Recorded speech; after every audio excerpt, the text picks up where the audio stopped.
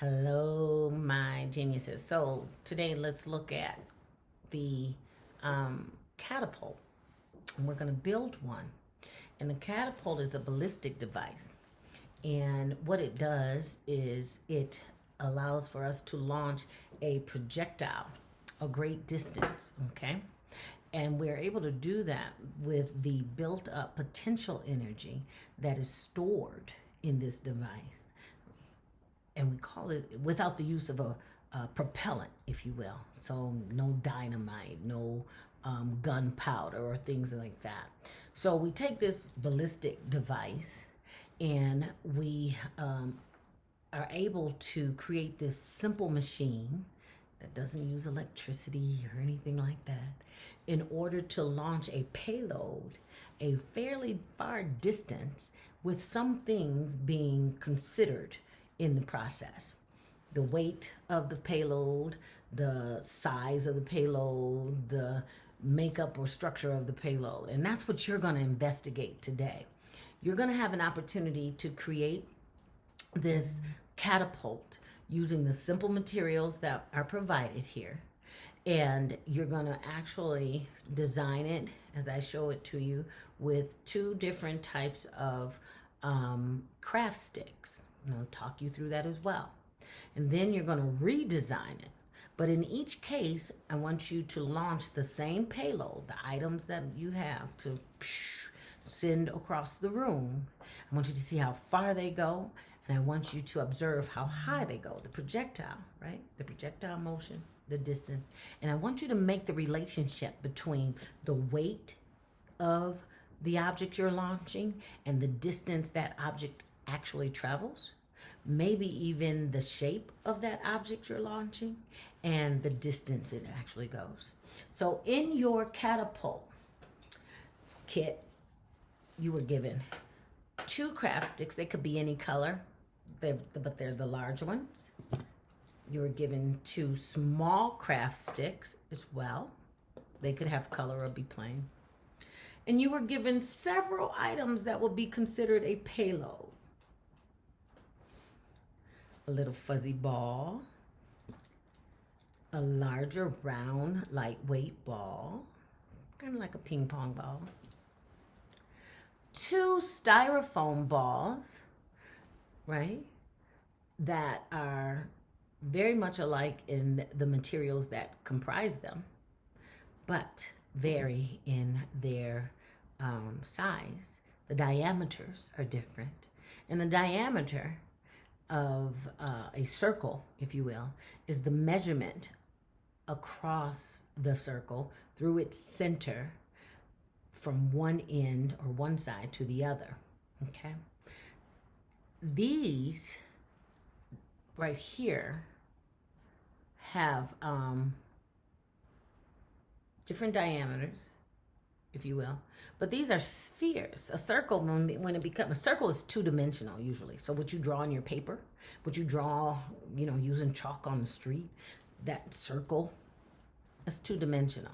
But when it becomes something that we can touch and feel and see, three-dimensional, and we change the name. It goes from being just a circle to being a sphere. Okay, so you got those items, and then you got something that really resembles a little mini marshmallow. Now you could eat it, but if you do, you should wait until after you actually launch it. And it's probably kind of hard because it's probably stale. We wanted to give it some weight, and that weight tend to find itself acquired in the stale marshmallow versus the fresh and fluffy marshmallow. And you should really investigate to find out why that is. Why does it seem like it had greater density when it became stale? You also should have two rubber bands. Doesn't matter what they look like. They might be thin. They might be, larger than these, but two rubber bands. Then you should have a little small baby rubber band, and I'll tell you what that's for. And then you have what is called the fulcrum. You're going to have whatever the shape of your fulcrum, it should be the wooden object in your kit. So we had several different kinds because I want you all to compare them. One is a round sphere like this. Another one was more oblong, if you will. One looks like a spool for a thread. Another one might have been a larger sphere. But they're all very, very smooth. Now, initially, we would just use the cork like this. And it's nice, static size. Everybody got the same thing. And because of its surface being a little bit roughened, we knew it created friction, which afforded us the opportunity of using it as a fulcrum that did not slip. The smooth wooden object that you all have is a fulcrum. You will use as your fulcrum.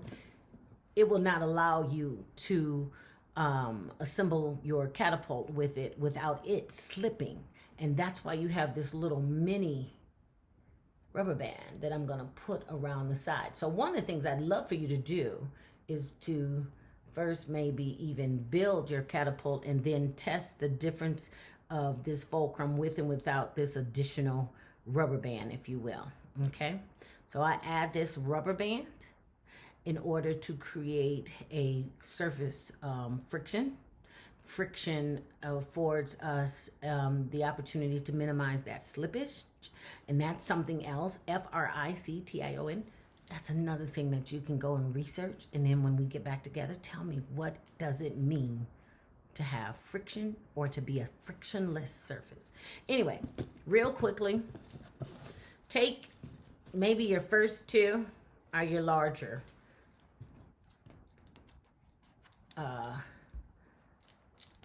craft sticks. And I want you to take that rubber band and I want you to connect those craft sticks at the end like so, using that rubber band. Okay?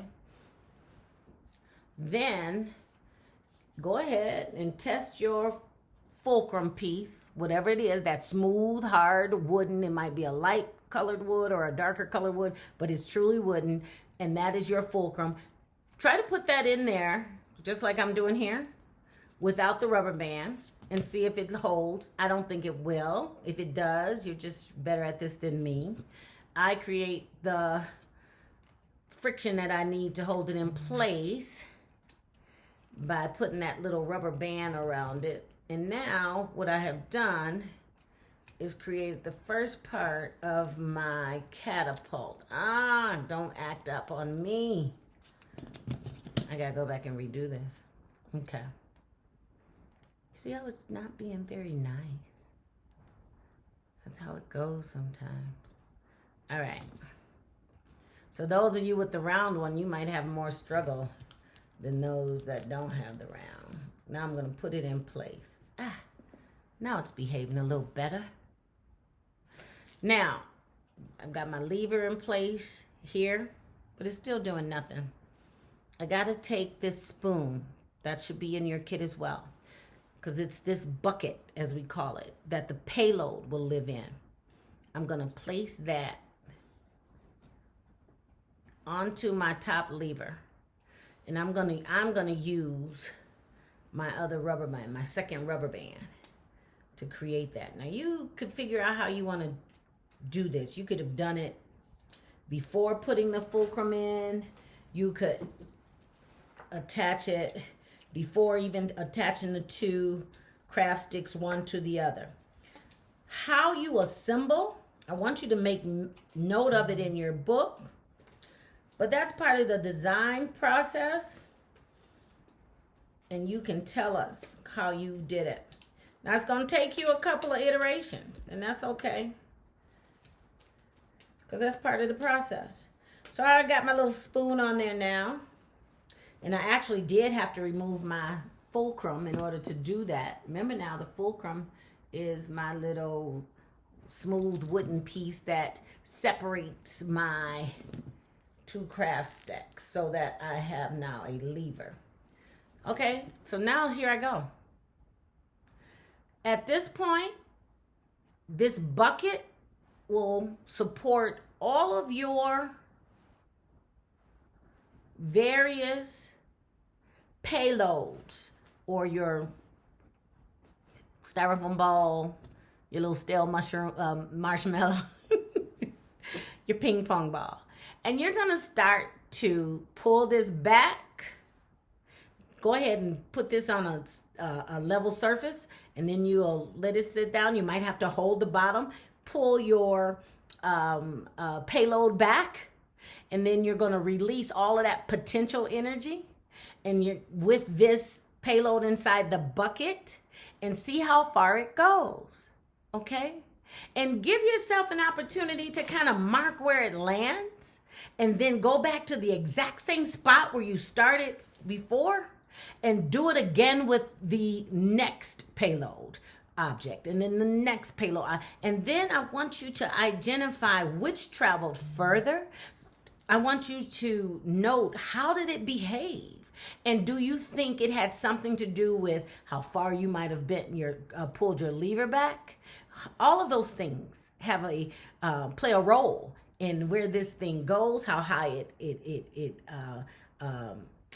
rises, and how far it travels before it lands. Then I want you to come back, take that thing apart, redesign it with the smaller craft sticks, and see what happens if the size of the lever arms make a difference. I don't know. You tell me. All right, geniuses, you do it. Let me know. I'm looking for measurements. Use your ruler. Use your pencil and paper. Document. And then let's see what we come up with.